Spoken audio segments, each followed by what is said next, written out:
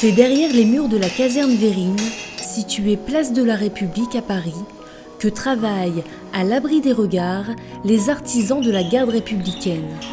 Dans leurs ateliers, ils restaurent, façonnent, ajustent dans le respect des gestes anciens et appliquent un savoir-faire qui se perpétue par le bouche à oreille depuis plusieurs siècles. Le fourbisseur, c'est un terme très ancien, ça date de 1080, donc ça a pas mal d'années, ça a été pas mal usité. C'est tombé en perdition au début 1900, parce qu'on portait beaucoup moins l'épée, forcément. Hein. L'arrivée de l'armement à feu aussi a fait qu'on portait moins l'épée. Le fourbisseur, le terme ancien, vraiment, c'était fourbir une épée, c'est remettre dans l'ordre. Quand aujourd'hui on dit c'est un fourbi, c'est quelque chose qui est dérangé, qui est arrangé. Donc l'épée, c'est pareil, voilà, on a les pièces séparées, on a les pièces démontées, abîmées. Il va falloir qu'on les nettoie et qu'on les remette ensemble et qu'on les assemble. Donc le fourbisseur, c'est celui qui range le fourbi en fait. Sur le sabre, on travaille tout de A à Z. On part de la garde à la lame au fourreau. C'est-à-dire que sur la garde, elle est en laiton, on va ressouder, refondre des gardes aussi en laiton. On va reforger la lame, la partie de lame qui doit être reforgée quand on démonte le sabre. On peut reforger aussi des lames qui ont eu des bris, des petites fissures. On va refaire le fourreau quand il y a une chute de cheval, par exemple comme celle-ci, comme ce fourreau-là qui a été plié. En suivant la courbure du ventre du cheval, hein, comme il est porté par le cheval à l'arrière.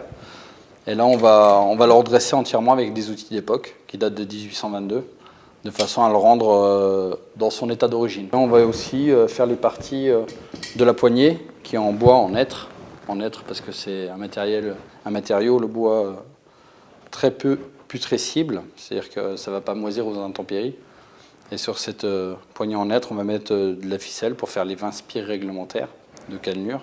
Et ensuite, on va mettre un parchemin, comme là, hop, un parchemin de cuir qui est humide, hein, c'est normal, il se pose mouillé. Un parchemin de cuir qui a été teinté préalablement au brou de noix.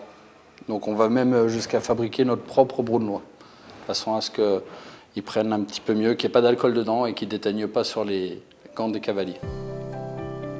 Chauffer, redresser, refourbir et polir, Sylvain et Louis reproduisent les gestes ancestraux sur ce sabre qui n'en est pas à son premier fait d'armes.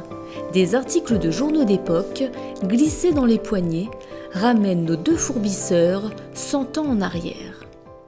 En fait, c'était les fourbisseurs de l'époque. Là, vous voyez, par exemple, il y a le nom des officiers ayant des chevaux, avec les chevaux malades ou indisponibles. Et je pense que la cale que j'ai trouvée, c'était quelque chose de ce genre-là. Et vous voyez, ça fait des petites capsules temporelles comme ça. Et là, vous avez quelque chose contre les, j'imagine, blessures psychologiques liées à la guerre, le défaitisme, et on voit économique ici. Donc, ce qui est amusant après, c'est de chercher des dates ou des dates des articles. Mais elle est belle celle-ci. En progressant dans la cour intérieure de la caserne Vérines, un deuxième atelier apparaît, celui de la sellerie. Ici, on répare et entretient l'ensemble des pièces d'harnachement ainsi que les équipements spécifiques du régiment qui ne compte pas moins de 460 chevaux. Je suis gêné à l'arrière du mollet. Tous ces savoir-faire de selliers, ils sont inhérents vraiment à la garde et ils sont essentiellement liés à la selle d'armes modèle 1874, qui est la selle qui équipe les cavaliers lors de toutes les cérémonies protocolaires officielles. La plus, on va dire, visuelle est le défilé du 14 juillet, mais pas que. Donc cette selle, il y en a à peu près 1200 à la garde. Elles sont toutes réparées et entretenues ici à l'atelier de sellerie. Et pour ce faire, on fait plus de la restauration que de la réparation. C'est-à-dire qu'on entretient un parc existant. On essaye de le garder dans son état d'époque.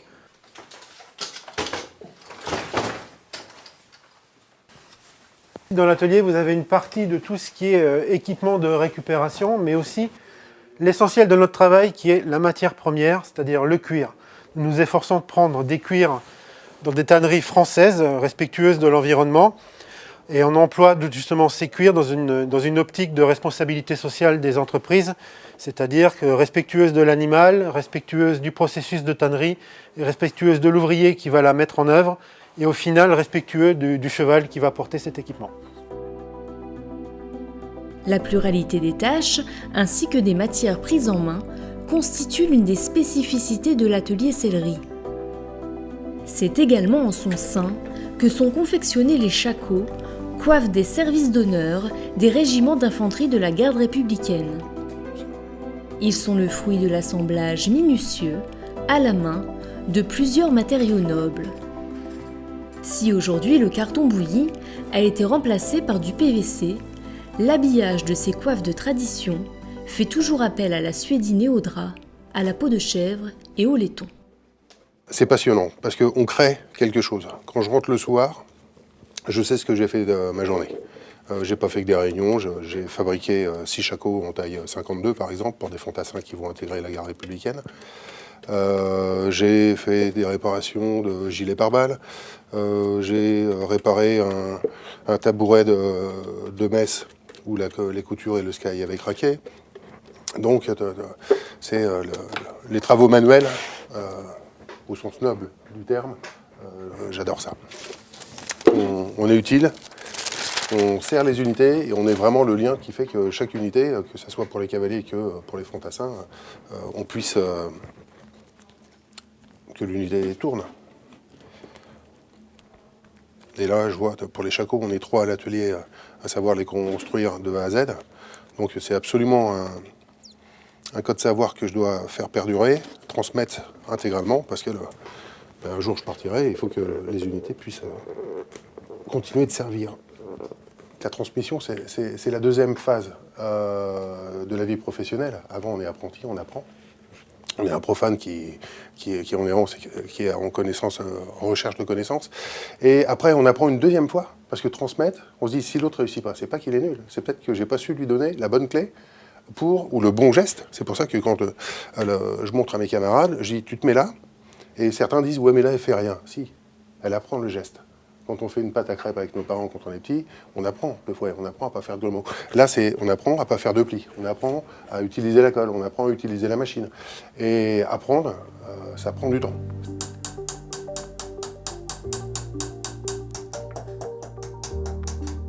Prendre le temps de préserver l'artisanat à la française, c'est ce que Franck et Eddy mettent en œuvre chaque jour au sein de l'atelier casquier.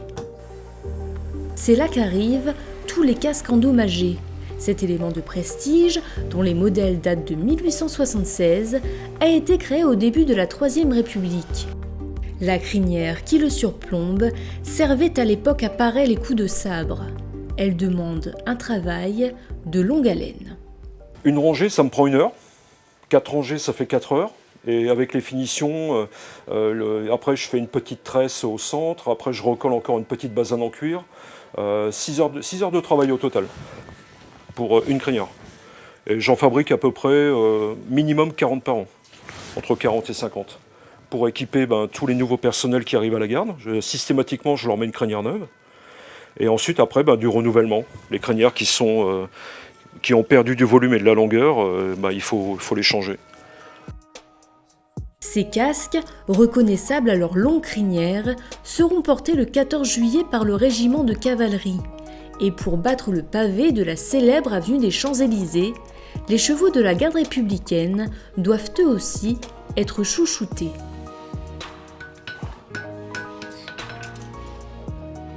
Au quartier Carnot, à 2 pas du château de Vincennes, un son caractéristique résonne dans ses murs. Il vient de la forge. Ici, on fabrique les fers qui vont équiper les 500 chevaux de la garde. Aujourd'hui, c'est Sarah qui bat la mesure. On forge à 3 pour travailler plus efficacement sur des grosses sections. Ça nous permet de travailler donc sur des fers plus gros et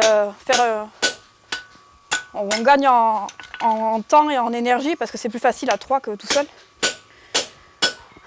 Pas autant, s'il te plaît.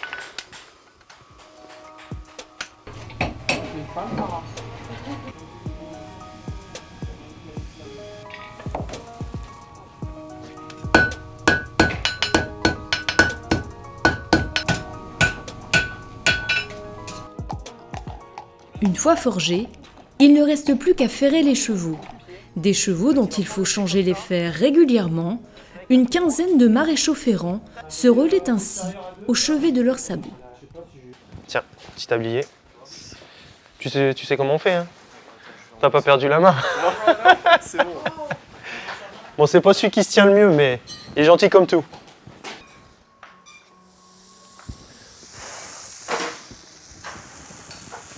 Donc voilà, je regarde si ma tournure est bonne. Donc là, il n'y a pas grand chose à faire. Alors bien sûr, le cheval ne ressent rien. Hein. L'épaisseur de corne est tellement épaisse. Alors il ne faut pas que je reste non plus trop longtemps. Sinon là, la température peut monter dans son pied et il peut avoir des douleurs. La particularité de la garde républicaine, c'est les pointes de tungstène. Donc c'est des petites pointes qu'on vient mettre en force dans le fer pour limiter l'usure du fer, et en même temps ça va servir de crampon sur la route en quelque sorte. Ça va accrocher un peu plus pour éviter que le cheval glisse sur le pavé parisien.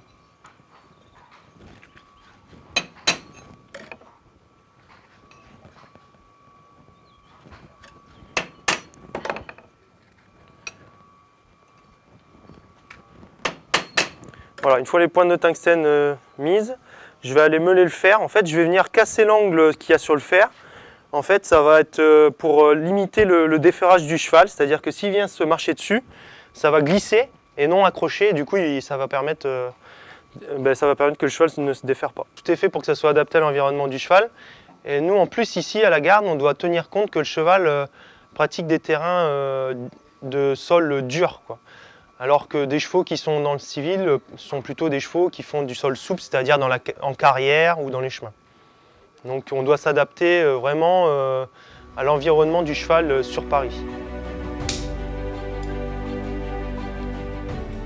Dans les ateliers de la caserne Vérine et du quartier Carnot à Paris, casquiers, armuriers et autres selliers reproduisent avec minutie des gestes d'un autre temps. Chargé d'entretenir les équipements des cavaliers et des fantassins de la garde républicaine, il donne ainsi tout son éclat à l'un des pans du patrimoine français.